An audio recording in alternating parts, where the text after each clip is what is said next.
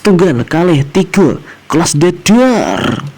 Mantap. Kembali lagi dengan aku Dava Anggana Dwi Saputra. Di sini aku bersama dengan seseorang yang bisa dibilang temanku, sahabatku dan juga kakak tingkatku. Yang terhormat beliau namanya Muhammad Afisena Bayhaqi. Kalau aku lebih sering manggilnya yaitu Mas Bayhaqi. Assalamualaikum Mas. Salah. Jadi aku salah sih. Apa? Aku salah sih. Lah, kok salah? Aku sedang ngomong Bayhaqi ya. Afisena Muhammad Bayhaqi. Oh, Ya. maaf salah ya. Ya itulah, aku lebih suka manggilnya Mas Bayhaqi. Ya. Beliau ini sedang menempuh pendidikan di Fakultas Kedokteran Universitas Muhammadiyah Semarang di semester 3 ini ya Mas ya? 3. Oke, kali ini kita akan membahas di ngobrolin kedokteran. Untuk pertama kali saya mau menanya nih, awal mula Mas Haki kok bisa memilih di jurusan kedokteran ini, kenapa ya Mas ya? Ya, oke. Sebenarnya sih dari awal kan kan yang dari kecil cita-cita mau jadi dokter ya. Karena yang pertama emang karena basicnya keluargaku di kesehatan, walaupun orang tua nggak kedokteran, cuman di basicnya masih di kesehatan. Dan masih dari kecil tuh emang udah pernah sering diajak keliling di rumah sakit gitu, jadinya melihat gimana sih tenaga kerja kesehatan di ketika bekerja di kesehatan. Akhirnya ketika saya di situ melihat bahwasanya emang pekerjaan dokter ini memang sangat mulia gitu. Dan aku berpikiran gimana apakah bisa aku seperti mereka gitu, bisa menolong orang-orang ketika mereka memang membutuhkan pertolongan. Dan juga emang ya emang dari kecil sih, kalau ditanya gampangannya kenapa pengen masuk kedokteran ya karena emang tidak dari kecil seperti itu. Oke, baik, berarti Mas Haki ini sudah memilih tekadnya untuk memasuki di jurusan kedokteran karena sudah dari kecil ingin mengikuti dari jejak orang tuanya, yaitu di bidang kesehatan ya Mas ya. Nah, Oke, kemudian untuk pertanyaan kedua itu, bagaimana perasaan Mas Haki untuk pertama kali memasuki di dunia perkuliahan terutama di fakultas kedokteran ini? oke, kalau pertama kali pasti senang lah ya, siapa yang nggak senang orang terima kedokteran. Ya seneng ya. Karena kedokteran kan juga termasuk salah satu jurusan yang paling sulit ditembus oleh sebagian besar orang-orang di Indonesia ya. Tapi ya baik lagi bahwasanya kuliah kedokteran tuh sukanya dari awal-awal. Ketika sudah masuk juga ya begitulah. Iya, ya gitulah ya kedokteran ya. Masuk sulit, Lepas lebih sulit. ya, keluar lebih sulit gitu ya. Oke, kemudian saya mau menanya seputar kedokteran Mas. Oke. Di kedokteran itu biasanya itu mempelajari apa saja ya Mas? Kalau setahu saya kan kalau di kedokteran itu kan lebih ke kesehatan umum atau kesehatan luar ya. Oke. Kalau di kedokterannya Mas Haki itu bisa dijelaskan secara rinci bagaimana mata kuliahnya juga. Oke. Untuk secara rincinya saya belum bisa menjelaskan secara rinci karena saya masih semester 3. Cuma secara apa yang saya pelajari sampai semester 3 ini, bahwasanya yang pertama kali dipelajari adalah bagaimana tubuh manusia itu terbentuk. Maksudnya bentuk tubuh manusia mulai dari kepala hingga ke kaki itu dipelajari semuanya. Mulai dari bentuk normalnya, fungsi-fungsinya, serta jaringan-jaringan atau biasanya di kedokteran namanya histologi atau pelajaran histologi, itu tentang sel-selnya. Jadi kita harus tahu terlebih dahulu bentuk tubuh manusia secara normal, begitu mulai dari yang luar baru yang dalam, mulai dari bagian tulang, lalu ada organ-organ, maupun juga indera dan juga yang masih banyak lainnya. Nanti setelah itu kita mulai belajar yang sakit-sakit, contohnya kayak tulang patah, namanya fraktur, mata yang biasanya normal tiba-tiba warnanya kuning, itu kenapa? Kalau di dokter namanya icterin. Dan juga masih banyak lagi seputar pelajaran-pelajaran yang kita bahas di kedokteran itu sendiri. Dan juga kita juga membahas penyakit-penyakit yang saat ini banyak diterita oleh banyak masyarakat Indonesia. Contohnya ada TBC, sesak nafas, jantung, sesak awal, gagal jantung dan lain sebagainya. Sebenarnya basicnya itu yaitu mempelajari tubuh manusia dari atas sampai bawah, dari luar ke dalam, mulai dari yang normal hingga mulai yang sakit. Secara sederhana seperti itu. Oke, baik, berarti di awal perkuliahan ini untuk semester sampai 3 ini beliau sudah mempelajari bagian-bagian tubuh, organ dan juga organ dalam manusia, mulai dari luar sampai dalam, dan juga penyakit-penyakit yang ditimbulkan dari adanya organ-organ tersebut ya. Oke, selanjutnya saya mau tanya nih Mas ya, untuk di semester 1 sampai 3 ini praktek yang udah dilakuin Mas Bayaki itu apa saja Mas? Dan juga praktek yang menurut Mas Bayaki paling sulit itu apa ya Mas? Oke, untuk praktek sendiri sih sebenarnya itu tuh kan kita sebagai mahasiswa kedokteran belum diperbolehkan untuk terjun ke lapangan secara langsung ya. Yang diperbolehkan itu ketika ada acara kayak bakti sosial atau pengumpulan massa itu masih bisa diperbolehkan. Cuman ketika kita sebagai mahasiswa itu tidak belum boleh diizinkan untuk langsung terjun ke masyarakat secara langsung, maksudnya kayak terjun ke rumah sakit. Sebenarnya tuh di rumah sakit itu masih belum boleh karena saya juga masih semester 3 kan. Cuman untuk praktek-praktek selama saya berkuliah di kedokteran ya, contohnya yang praktek seperti pemeriksaan mata, pemeriksaan telinga, gitu tenggorokan atau singkat THT, pemeriksaan toraks dada atau pemeriksaan dada, terus pemeriksaan jantung, itu dijelaskan. Dan juga kita juga belajar cara membaca EKG, cara penggunaan obat, terus cara ambil darah itu diajari, memasangkan infus, jahit. Sebenarnya masih banyak lagi sih yang kalau praktek-praktek di kuliahku sebelumnya itu, cuman ya itu sebagian besar. Cuman kalau yang paling susah ya saat ini yang paling susah itu kalau menurutku ya itu aku apa ya, ini sih paling belum ada sih. Oh belum ada, ya.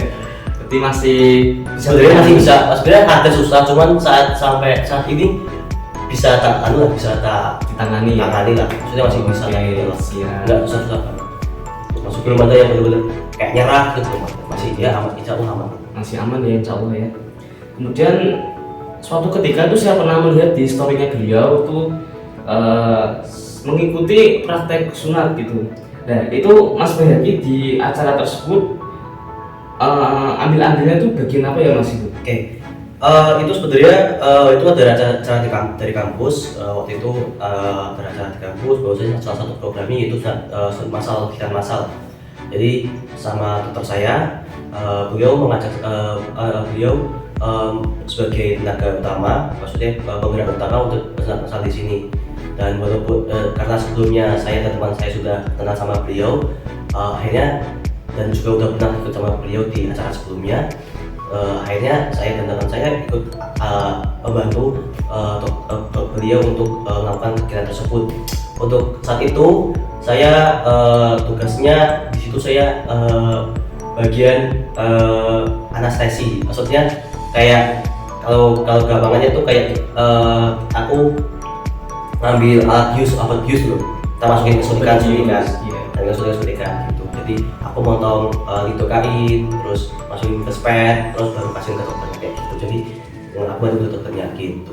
Oh berarti Mas Bayaki ini masih membantu dokternya ya? Masih membantu. Oh iya. Berarti belum praktek langsung Mas? Belum. Oh oke.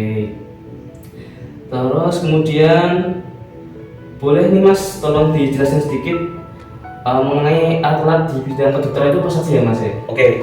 Sebenarnya alat kedokteran di bidang kedokteran itu banyak ya. Maksudnya ya.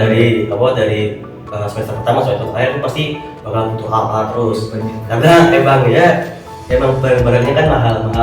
Cuman secara umum yang di sini saya bawa itu yang pertama yang paling penting buat mahasiswa kedokteran paling punya itu adalah ini stetoskop. Ini sebenarnya stetoskop ini fungsinya banyak ya. Yang pertama juga bisa untuk membantu melakukan cek tekanan darah secara manual dengan menggunakan bantuan dari spirometer. Itu yang pertama. Yang kedua juga bisa mendeteksi denyut nadi di sini untuk pemeriksaan itu denyut nadi. Dan juga kita bisa meminta bantuan ke alat ini untuk mendengarkan bunyi-bunyi yang ada di rongga dalam kita, seperti bunyi dasar paru, bunyi dasar jantung, dan juga bunyi dasar organ di perut ini. Jadi ini kayak membantu kita untuk mendengarkan lebih lanjut suara yang ada di dalam. Yang pertama. Yang kedua, ini ada tensi meter yang digital. Sebenarnya kalau yang manual ada, cuman punya saya lagi rusak. Lagi rusak meternya. Jadi ya secara sederhana ini tensi ini alat yang berfungsi untuk mengukur tekanan darah pada manusia. Yang kedua ada ini termometer ya, yang digital juga, yang terminal aksila itu ketiak ya teman-teman. Ketiak. Ya, Bukan di hidung ya teman-teman ya. Ketiak. ya, ya itulah, itu buat periksa suhu. Ada orang yang pernah diukur suhunya, dan selanjutnya ada pen light atau gambarnya senter kecil lah, senter pensil gitu. Ini fungsinya buat ya untuk melihat apa yang akan diperiksa, kayak contohnya mata itu bisa pakai pen light gitu, diperiksa. Dan juga yang terakhir ini sebenarnya penting nggak penting sih, spet 3cc ini ya, fungsinya buat ambil darah atau menyuntikkan obat atau dan sebagainya gitu sih. Tapi yang penting yang penting stetoskop sama tensi biasanya sih yang. Oke, berarti di kedokteran itu juga banyak sekali ya mas ya alatnya yang dibutuhkan ya mas. Banyak.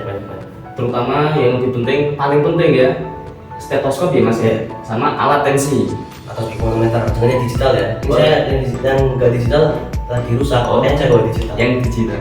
Harusnya nggak digital ya mas Iya. ya.